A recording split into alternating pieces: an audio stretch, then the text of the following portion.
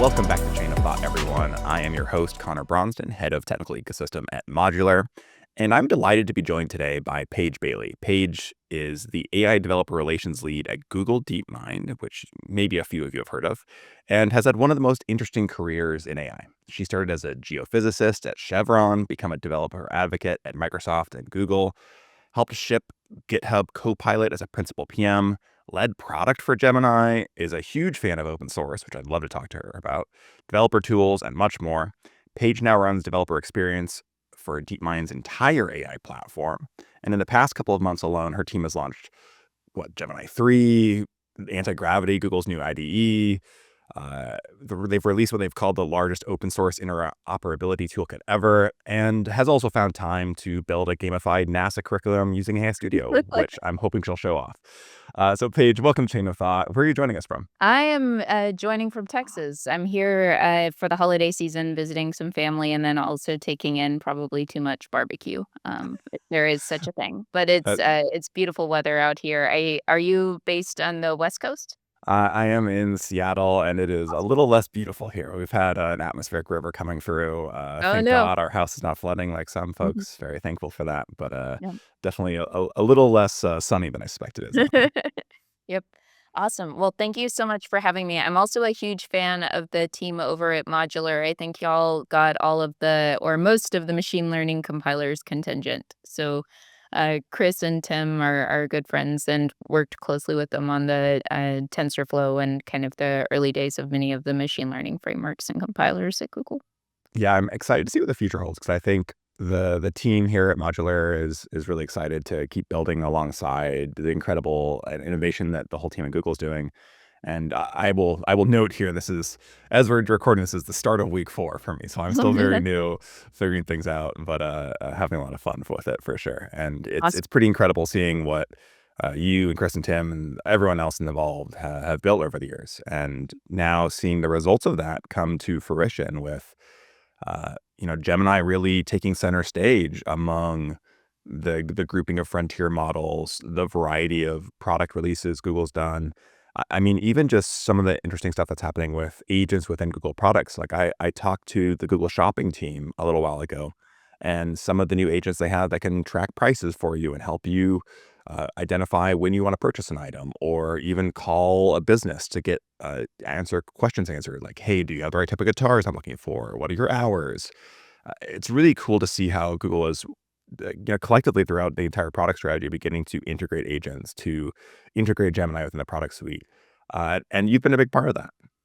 Yeah. Well, it's a huge team effort all over Google. I've been really excited to see tools like Jules for asynchronous agent work, Gemini CLI, which is more about kind of synchronous operations. So you're working with the agent in real time in order to accomplish various tasks within the terminal, and then also of course anti-gravity. And it's been really especially cool. Let me pull this up just a second. I will note briefly for anyone who is listening to this, Paige is going to be sharing a variety of things from her screen. So I recommend either trying to watch on Spotify video or YouTube if you can, just to get a little more discussion since we're going to be showcasing a few things. Absolutely. And so this the first thing that I pulled up is basically our overview of Gemini 3 Flash. So this is one of our latest kind of big releases. Flash is the companion for Gemini 3 Pro and is even better at Gemini 3 Pro at a variety of use cases. Specifically things like being able to operate a browser, many of the capabilities that you might expect out of agentic systems. But one of the things that I'm most excited about is this kind of Pareto curve that we see here on the screen.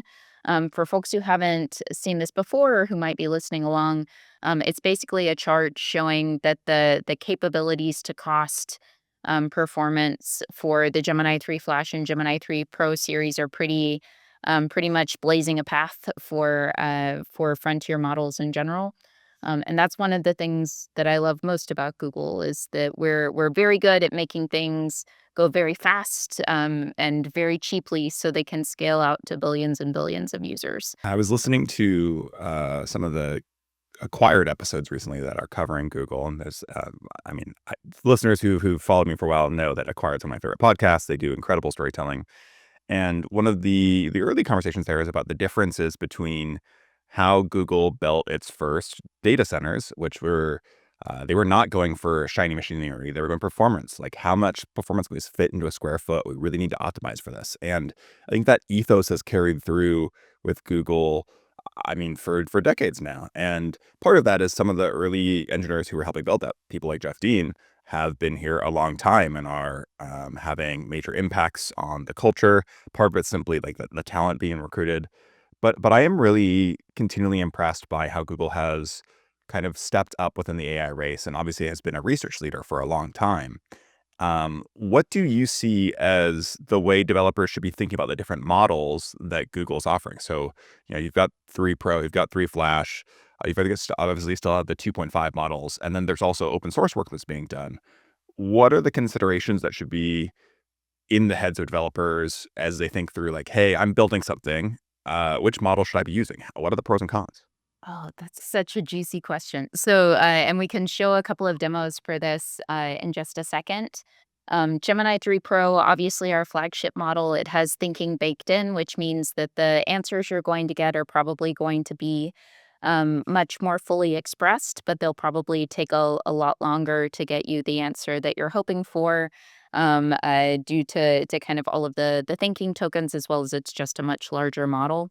And it also comes at a much higher price point than something like Gemini 3 Flash, which does give you the ability to turn on thinking, but comes at a significant discount compared to Gemini 3 Pro. And I think I saw, yeah, so this is the input price comparison between Gemini 3 Flash and Gemini 3 Pro. For folks who can't see, the input is about 25% of what you would expect to pay for Gemini 3 Pro, even a little bit lower if you have significant number of tokens in your context window for inputs. And then the output is also significantly less expensive, just coming in at about 25%. But if we kind of zoom out, I'm going to head over to AI Studio real quick. So let me go ahead and share a different window so we can see the AI Studio interface. This is for folks who are unfamiliar or uninitiated, I suppose. This is the place where all of the latest DeepMind models get released. You can test them out, you can try them out. We even have something called compare mode up here on the right. It looks like 2 little arrows pointing at each other. And so if I click compare mode, I select Gemini 3 Pro preview, I select the Gemini 3 Flash preview, and maybe I turn off thinking. So I'm going to make thinking level minimal. Thinking level is high by default using the Gemini 3 Pro model. And then we can ask something like, please write a Python function to give me the lat long coordinates of a given city, and then hit run. You can see that the 2 different models kind of take a little bit of time to think. But Gemini 3 Pro is still thinking. Gemini 3 Flash got its answer very, very quickly. And when you look at the Python that's returned, it's more or less the same thing. So Yeah. there isn't an example usage, but you can see their sources cited. They're both incorporating GeoPy. They both basically have the same Python code. This just got you the answer in like 1/10 of the time. Well, and And crucially, there's a difference in tokens used as well. absolutely, because you aren't using all of the intermediate thinking tokens. And I love that when you hover over the tokens in this compare mode or in AI Studio in general, you can see kind of the input cost, the output cost, and the total cost. And it's coming in at less than a penny in order to do this work for Gemini 3 Flash. And I think this is part of where Google's hardware advantage, frankly, really comes into play too. The fact that I mean, we talked very briefly about TensorFlow earlier, but I mean, the fact that TPUs are what powers Google architecture, and it's a vertical stack from hardware on up compared to most competitors that are largely building off of NVIDIA GPUs. Yeah. Um, there are limits to the optimizations you can do when you are using someone else's stack compared to something you've built from the ground up yourself with performance in mind. Yeah, absolutely. And I think it's actually funny to remember because when TensorFlow was first released, or at least first open sourced, which was way back in kind of November, December timeframe of 2015. The when it was first released, it only had CPU support. So it was really intended to be doing machine learning at scale, but across clusters of CPUs, not GPUs, not TPUs. And then all of the kind of different backend support was effectively retrofitted. So you had different code paths to use CUDA implementations, to use XLA as the target compiler, which would interface with TPUs ultimately. And then really the thing that was really built around XLA is JAX, which is what we use in production and in all of our research work and have for a very, very long time. And I think part of the reason, to your point, why people love JAX so much, other than JAX being just like a friendly NumPy like interface to do work, is because it can use TPUs so optimally, and you can scale out not just to a single TPU, but also many, many TPUs all at once, even across multiple data centers, which is what we need for when we train the Gemini models. And you mentioned research, and I think this is an interesting area because Google increasingly has had a larger share of what's happening at major conferences like NeurIPS, which I know you were recently at the 2025 edition. Yeah. Uh, I'm curious what your takeaways have been about how Gemini and Google's broader AI ecosystem are penetrating the research sphere, not only from internal folks at Google, but also the perspectives you're seeing externally. Yeah. So I feel so fortunate. Like we've had Jeff Dean for so long, and he's been like the biggest champion you can imagine of research and of kind of helping grow the academic community as well as the applied machine learning community and also open source. So he and Jeff Hinton actually just had a talk. It was sponsored by Radical Ventures. Let me see if I can pull this up really quick. But they gave a talk at and I'm going to pull up that really really quickly, so we can see it. The collaboration that built modern AI, Jeff Hinton and Jeff Dean in conversation with Jordan Jacobs. I strongly, strongly recommend this if you're in need of a podcast or something similar to listen to this weekend or over the Finish this holiday. episode first, though, to be clear. Yes, That's yes, yes, yes, yes. follow on, follow on. Absolutely. And but it talks through everything from like I remember Brain in the early days was it felt so close knit, like you could walk around the hall and see pretty much everybody. And like, Gnome and the Transformers team and everybody was just kind of all working very, very closely together. But this walks through so many of the anecdotes of Brain in the early days of what it felt like to work on TensorFlow and on some of the machine learning frameworks when they were just released. And then it also touches on kind of the launch of the Gemini program. And Jeff was really the one that was pushing in the direction of DeepMind and Google needing to collaborate and to join forces. So it's just such a good thing. And collectively, you've been along for what, 6 years of that ride now at this point? Longer than that. So I joined Google Brain in 2017, 2018. Oh, wow. And Okay. then spent a year away at GitHub helping with machine learning features in VS Code and some of the early like user experience work for Copilot.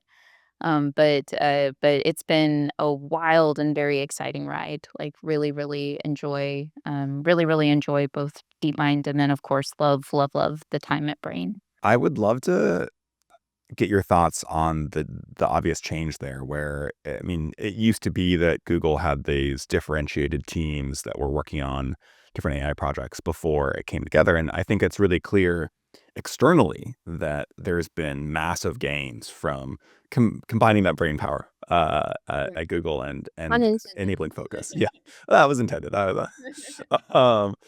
I'm just curious from your perspective, having kind of been on both sides of that, where you've seen the team improvements, because I mean, externally looking in, that is a huge improvement that Google has made just structurally to enable a lot of the innovation happening today, like anti-gravity and these other things. Oh, absolutely. Like, I think that it makes perfect sense that we were able to join forces. And then obviously the organization has just grown so much. Like, I'm not sure, I'm not sure if this has been mentioned externally, but like the Palm 2 model as an example, which was a precursor to Gemini. I think the team that was building it was really like 40 people, 42-ish people. So super, super small. It was like myself is like a 20% assignment, and then it had a 20% PM or TPM, Erica Morera, but super, super tiny. And now when you think about the size of the Gemini effort, you need multiple pages to just include the names of all of the team. And so I think it's just a kind of a difference in scaling from 0 to 1 and 1 to 10, and then 10 to many, many more.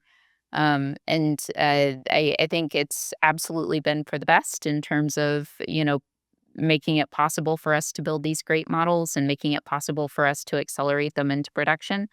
But it's just very much a different style of vibe. Maybe a little bit like moving from an early stage startup to a later stage startup. That's a great comparison.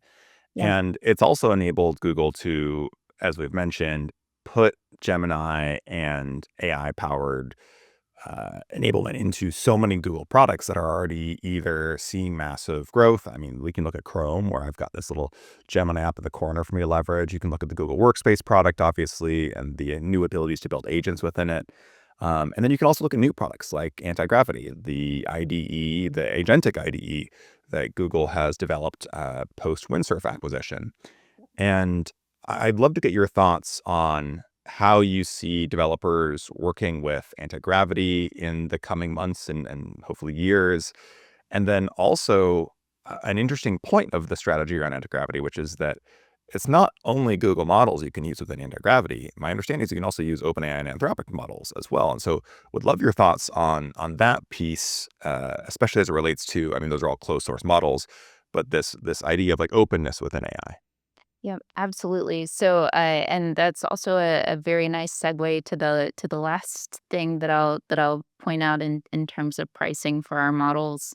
But I feel like this is a much underutilized aspect of our APIs. We don't offer the Gemma models within AI Studio, but it is available in our APIs. So if you don't want to download the Gemma 3 or 3N models and use them locally, you can use them free of charge via the Gemini APIs in AI Studio. Like ai.google.dev is the URL that you can go to get access to. And to use them, all you have to do is toggle out the model name. And I Um, feel like a lot of folks don't know that much about Gemma, frankly, either. I mean, and yeah, it sounds so similar, Gemini, Gemma, but Gemma being this collection of lightweight open source models that Google has released. yeah, absolutely. So Gemma 3 is our latest open model family. Gemma 3N is 4 billion parameters in size, though there are some other variants, so 1 billion, 2 billion parameters, small enough to fit within a browser. But they're super, super fast, very speedy, comparatively strong performance. Gemma 3 is 27 billion parameters in size. And if you need to do things like summarization or basic translation between one language to another, or a kind of categorization, things like toxicity detection. The Gemma 3 family is very, very strong as a choice. And again, like since they're free tier, relatively fast, available via the API, I would strongly suggest thinking about using some of those for the lighter weight tasks that you might be experiencing with the Gemini models, and they are built on many of the same research ideas. Though the expectation is that the Gemma model family will always be kind of smaller in size and not kind of the same frontier capabilities that you would get with the Gemini models. So, particularly when it relates to coding tasks, and this agent-enabled IDE that is Anti-Gravity, which I'll note, has some really cool capabilities. Folks on this show know that I'm a Cloud Code fan, but I've really enjoyed some of the approaches Anti-Gravity has taken around um, how you can actually work through examples and the engagement with Chrome and how that's been integrated. I, I'd love to just understand. I mean, I know you have a great example of like what you've built with it lately, but how do you approach using anti-gravity, and like what are the recommendations you have to developers who are looking to explore it? Yeah, so Anti-Gravity is our latest agent first IDE that's been released by some of the team who came over from Windsurf. This is I've got kind of one of my favorite extensions pulled up here on the right, where you can see the different utilization that you have for the different models. As you mentioned, there's Gemini Flash, Gemini Pro, and then also some of the Anthropic model family that you can use as part of your work. You can also select the different models here off to the right to incorporate into your projects. And for this one, I was just doing kind of a basic walkthrough where you can ask Anti-Gravity to build kind of a step-by-step workflow for any app that you want to stress test. So you can say like, accomplish this task within the website, and then periodically take a screenshot and do the walkthrough for me. It will also give you the ability to kind of comment on any of the plans that it makes. So just like you would comment in a Google Doc, you can say, okay, this plan shouldn't be using LiveKit; it should be using something else, or it should be using a kind of not just video and audio, but also maybe some other things. And then each one of these are capable of being kind of modified and stress tested. And like you said, you can even invoke a Chrome browser in order to accomplish many of these tasks. So if you did want to say something like go through and on rei.com, like try out 10 of the top user journeys that you think would be most important, and then give me feedback on each of them. It would be able to do kind of like poor man's QA testing in a really seamless way that's directly baked into your IDE. So lots and lots of good work happening in the IDE space for anti-gravity. You can also incorporate the Gemini CLI, just invoke it within a terminal. Um, and and Jules as well can be invoked via Gemini CLI. So the Jules agent, for folks who haven't seen it, I'll go ahead and pull it up on my screen.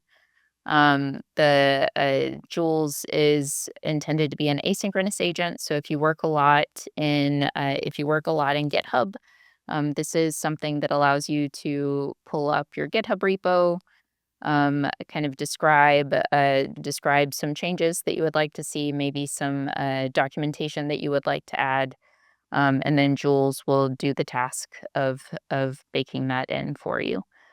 So you can select different repos and then just ask for any of the changes that you might make. And I'll say these aren't the only dev tools Google has put out. Obviously, like I've really enjoyed the Chrome dev tools at MCP that Google has released as well. And it's interesting to see how these different protocols and approaches are collaborating. Obviously, like MCP originally by Anthropic has really blown up, and I think been integrated into a lot of approaches. It's cool to see CLI just being leveraged a lot more here, and the growth of the Gemini CLI. And then Google has obviously taken this like very agent first approach. What are your thoughts about how you see development happening within the Google ecosystem around building with agents and building with these new tools that are accessible to developers. Yeah, the hardest thing is, I think, trying to navigate which ones to use and when. The and that's, or at least that feels, just coming at it from a user's perspective that, given that there are so many different lovely things to choose from, how do you select which one? For your specific tasks. I think that if you're more of a fan of an IDE, like if you're a cursor user, if you're someone who really, really likes having that kind of immersive support, anti-gravity is absolutely the place that you might want to go. I also really, really love Code and Klein, which are two open source VS Code extensions that you can use with Gemini, and they also incorporate agents. So if you want something that's a little bit more open that you can kind of hack on and tweak and change, those are also two great options. If you enjoy working in a terminal, so maybe you're more of like a Claude code enthusiast, then Gemini CLI is probably the place to go. And if you just want something that you can invoke, kind of similar to maybe a GitHub action or something that you can just tag into a GitHub issue, then I think Jules is a solid option. Jules is really intended to work in the background while you do other things, whereas Gemini CLI is intended to be something that you work with in real time, and so is the Anti-Gravity IDE, like really launching browser windows, like doing all of these options within the browser, and then also intended to be more of kind of like a work partner than maybe some of the other tools. I also quite like if you go to Colab, and I'm going to just pull up Colab really quickly for folks who haven't seen it before. It's a Python environment where you can write code in a notebook or pull up a terminal. We've also just recently integrated Gemini CLI within Colab. You can also Hmm. see the handsome little crabs that are dressed up like. Oh my God, I love the crabs. Yes. But if you type in Gemini within the terminal, it should pull up the Gemini CLI. So you have that agent embedded within your Colab instance. And then there's also the Colab data science agent, which is something that you can invoke as well, either based on Gemini 2.5 Flash or Gemini 3 Flash. Um, and then, yep, there we go. So Gemini CLI, as the machine spun up, it was able to invoke it. And this isn't even getting into things like the nano banana models and image generation, which drove, these massive traffic spikes to AI Studio on their release. Absolutely. Um, and I know you've been building with all these models and experimenting with them. My understanding is you've done some interesting stuff recently as far as leveraging the Google tool suite and models to build out a gamified NASA curriculum. Oh, heck yeah. So I am the biggest NASA fangirl. Like my early research was all focused in space sciences. So my background was more like geophysics applied math. And so all of the work that I did from a research perspective was very like planetary sciences related. But there's a curriculum that NASA released quite a while ago called Space Math, which is as cool as it sounds. It's basically like pulling in all of the different math problems that are related to the kinds of problems that NASA scientists tackle every day. Everything from like coronal mass injections to or coronal or CMEs, so coronal mass ejections, things like understanding lunar ultraviolet, understanding things like interplanetary dust, like hundreds and hundreds and hundreds and hundreds of PDF problems that students can kind of go and see. But from a present day perspective, this is very dry. If you're a kid who's maybe 8 years old or 10 years old, like my first expectation is that they would download this PDF document or they would take a picture of it with their phone and they would send it to something like Gemini app or ChatGPT or Claude or Throw it whatever in a it is. notebook LM and have it build me a little podcast to listen to or in flashcards. Yeah. Exactly. And so I feel like the curriculum is much in need of a revamp. All of these things are really, really interesting and are the kinds of things that we need folks to be prioritizing. But I built something that took many of these PDFs. So all of the ones kind of associated with the first missions. And I built something called the Mission Control Training Program. So it welcomes the cadets. They enter into mission control. Cadet, welcome to Mission Control. I'm Dr. Thorne. We're tracking anomalous readings from the deep field. I need fresh eyes on the data. Process your missions.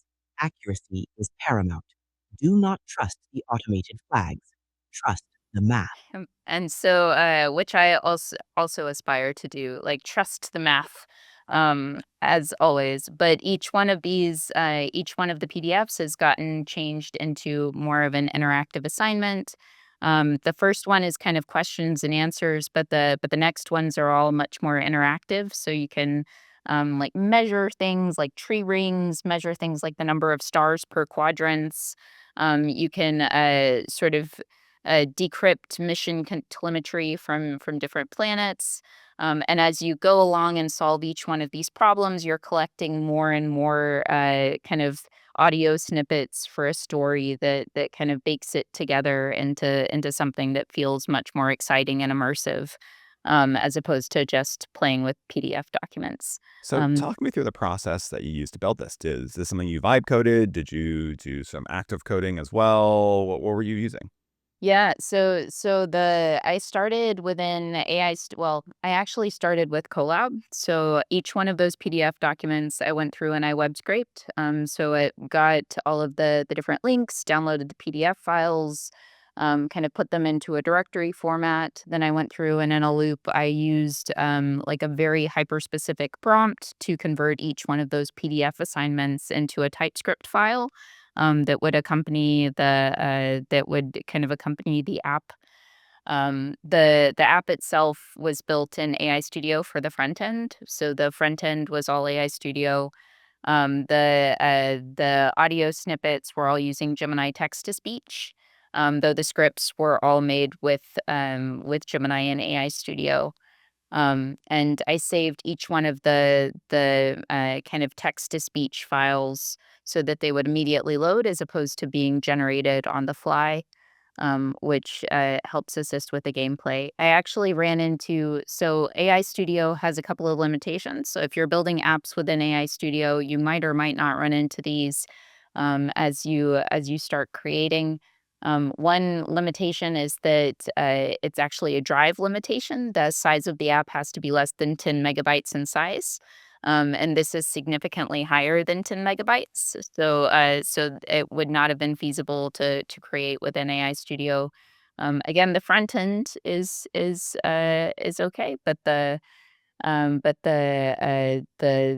of all of the audio files, the PDFs, like many of the other component parts, you need to be using a more fully featured IDE in order to do development.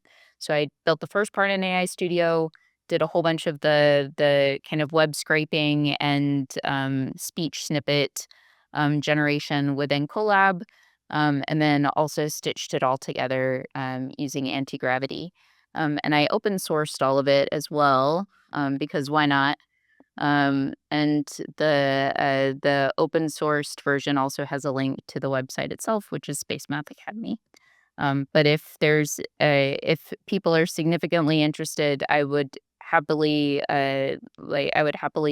expand it. Right now, it's just one mission, but there's definitely content for like up to 20 of them. So I think this would be very, very fun to see adopted in K through 12 curriculum as opposed to the things that students have to learn from today, which is again, like PDFs, not the most exciting thing. Yeah, I mean, I think this brings up a couple of interesting trends. So one being the opportunity to, I guess, almost like gamify education, Yeah. where I'm not saying that the entire educational experience needs to be a game, but it's extremely useful for teaching at times. Like, Yes. even if I go back to, some of my education where it's like, oh, typing games, for example, have been a standard for ages. Like, how do I get students to learn these to type? It's kind of boring, like, but it's, very important. Great, we can play a game. And it's really clear that we are enabling so much more with whether it's fully vibe coded applications for this, some of the autogen work being done, or for developers like yourself to build these interesting opportunities. So education is just like such an interesting space here. Um, 100%. Like I feel like I also all of the made me go and find it, but my very first one of the first educational games that I played was Grade Builder Algebra 1. Very and it was my favorite for the longest time, very similar in vibes to this space math situation in that you had Hallie who was an AI. And then a whole bunch of like teachers that were teaching you math, and you had to play games along the way to learn things like the coordinate planes and how to like launch rockets and have the appropriate trajectories. Also things like Gizmos and Gadgets and The Incredible Machine and like all of the Sims games. So strong agree. Like this is the reason why I love math. This the learning company is absolutely like they're doing God's work. Like absolutely most formative thing I could imagine. I love to hear that. And speaking of space, I think another trend that I've heard you talk about is this idea that we're going to see AI move from bits to atoms in the future, Yeah. and that we're going to start seeing that already with robotics. I think there's some really exciting stuff to kind of highlight there. And then I suspect both of us feel that there are massive opportunities with space as well. So would just love your thoughts on this move to, I guess, physical AI. Yeah. So Gemini already runs on robots. There's I'm sorry, it's just so cool. yeah, Like, well, we live in the and future. It's wild. heck yeah. And so this is from an event that we had just about a week and a half ago. But we are using something called Gemini Live to operate this robot. It's completely open sourced, by the way. Like the Stanford team is so badass. They have these things called Puppers, which are you can either build it yourself, so you can 3D print all of the components. It's running a Raspberry Pi. You can also order all of the hardware components just like off the shelf from various locations. It ends up being like $2,000 if you order and kind of 3D print everything yourself, or you can buy one that's already been pre-assembled for like $2,500. But it's running Gemini for all of the vision. You can also make it use Gemini Live for all of the text to speech and robotic actions. But the pupper can do all sorts of things. So you can say, like, hey, pupper, shake my hand. Hey, pupper, follow me. Hey, pupper, do the spider or like go swimming. Or hey, pupper, tell me a joke.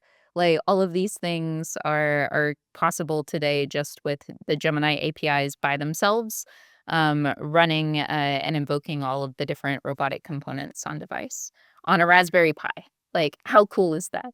Oh Like, man, it's really rad just to see how much things have improved the last few years around robotics. And I mean, this is just not even getting into some of the incredible stuff happening in like Shenzhen and China, and some of the insane things happening around like personal robots for home use, Mhm. like with Sunday recently announcing in the US. And it's so interesting to see how this tech and the kind of combination of AI and hardware is coming to fruition.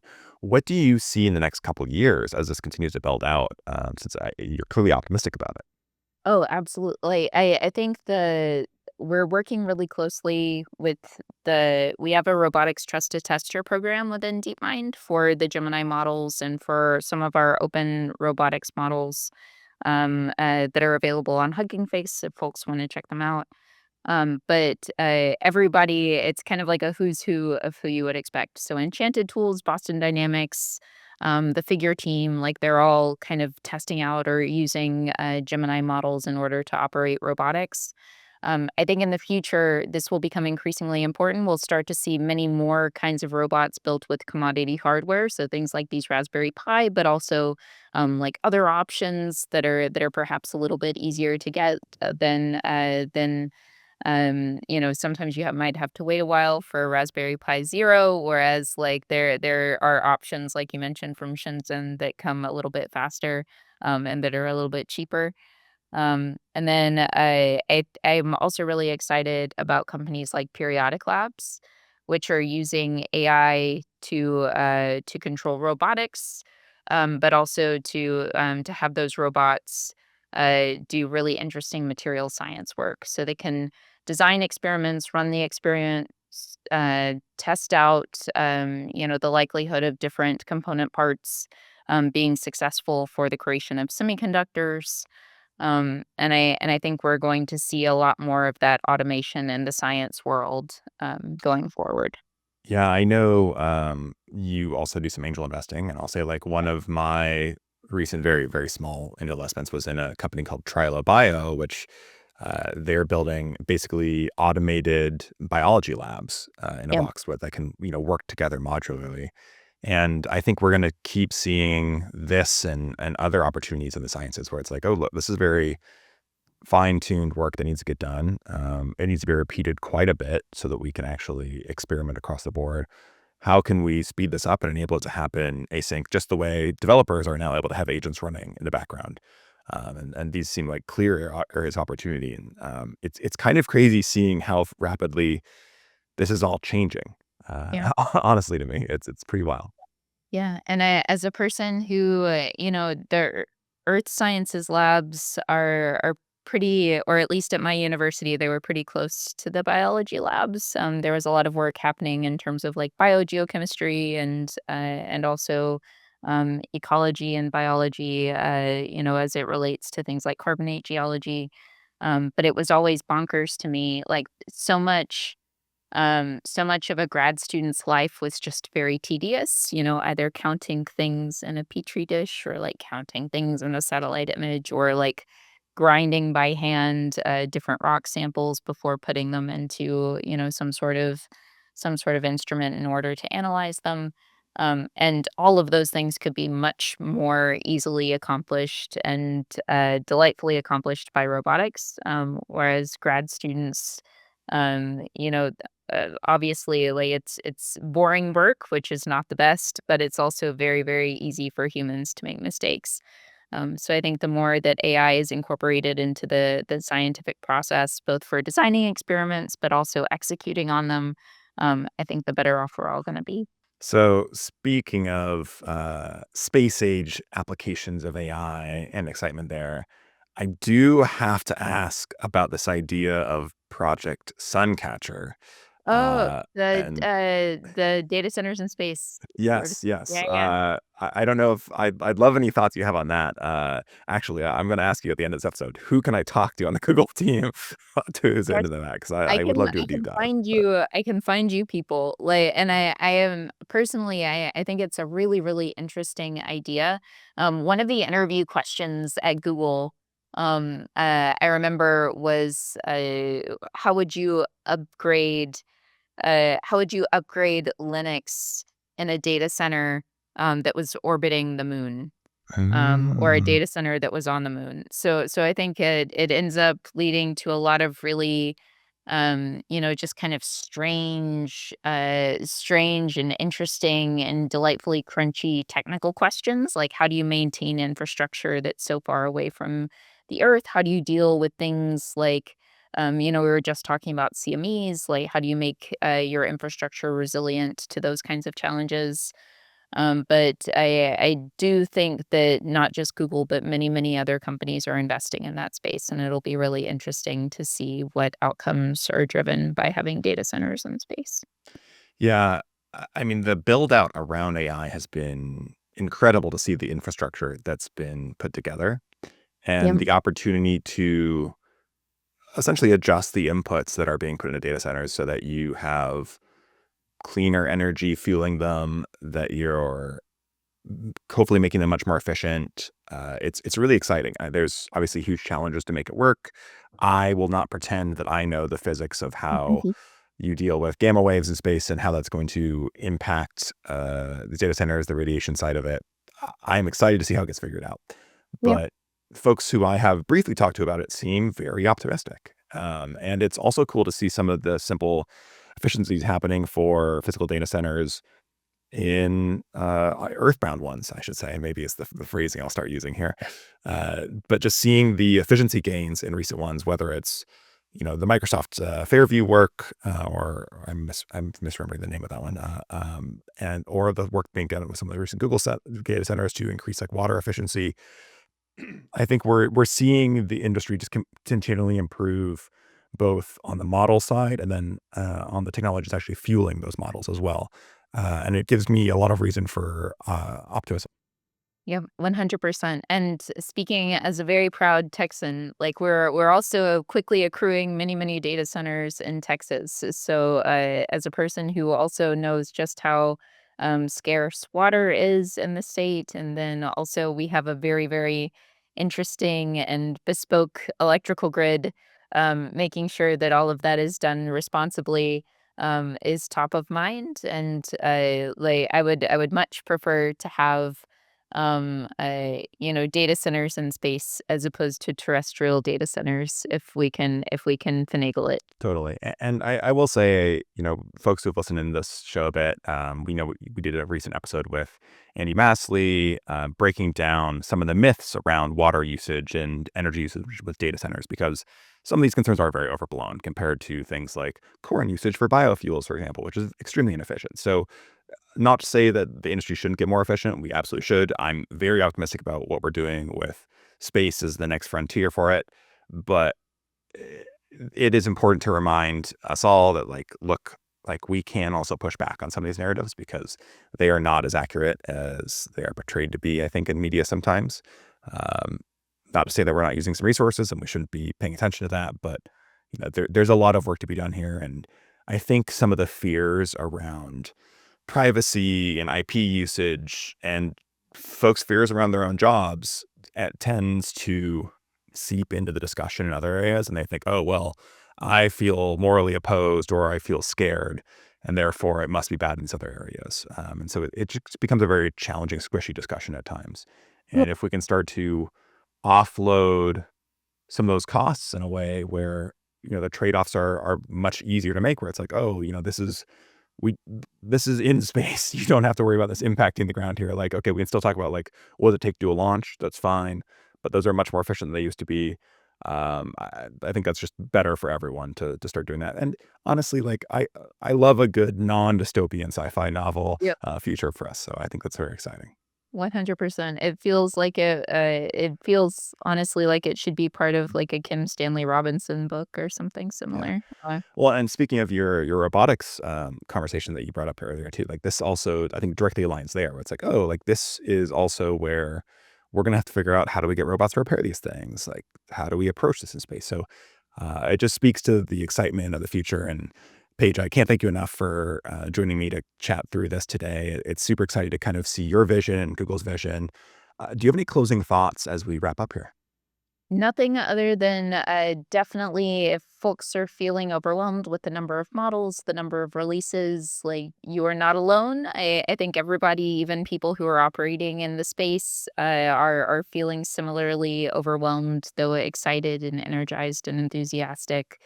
And so I think the best path that you can have for understanding the models and the capabilities and how you can build your own intuition around any performance curves is by testing out the things yourself. So test out all of the things that we were talking about today, and then also make sure to try the models at ai.dev, which is AI Studio, and to build apps and deploy them at ai.dev/build. I will also highly recommend anyone listening who has enjoyed Paige's conversation here, which I think most of you probably will have, to check out Paige's website at webpage.dev. Find Paige's LinkedIn, which we'll probably link in the episode show notes. She's at Dynamic Web Page on X/Twitter and elsewhere around the internet, sharing incredible content, talking all about the innovations Google's doing here. It's been a ton of fun having you on the show, Paige. Can't thank you enough. Thank you, and have a happy holiday season. Yes, yes. Happy holidays, everyone. I know this is going to be our first episode coming out of the new year. We're recording here the week of Christmas, so hopefully everyone has a lovely and restful time to close things out.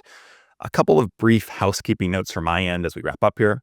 One, a big thank you to our presenting sponsors, Galileo, for making this episode happen.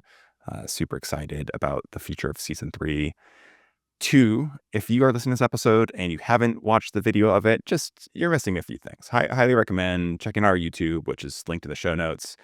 Highly recommend checking this out on Spotify, whatever your best usage is here, but at Chain of Thought AI on YouTube. And just hope everyone who's listened to this had a wonderful holiday season, having a great start to the year. And Paige, thank you so much for making this happen. Yeah, thank you. Thanks to Galileo for sponsoring this episode. Their new 165-page comprehensive guide to mastering multi-agent systems is freely available on their website at galileo.ai and provides you the lens you need to understand when multi-agent systems add value versus single-agent approaches, how to design them efficiently, and how to build reliable systems that work in production. Download it for free at the link in the show description to discover how to continuously improve your AI agents, identify and avoid common coordination pitfalls, master context engineering for agent collaboration, measure performance with multi-agent metrics, and much more.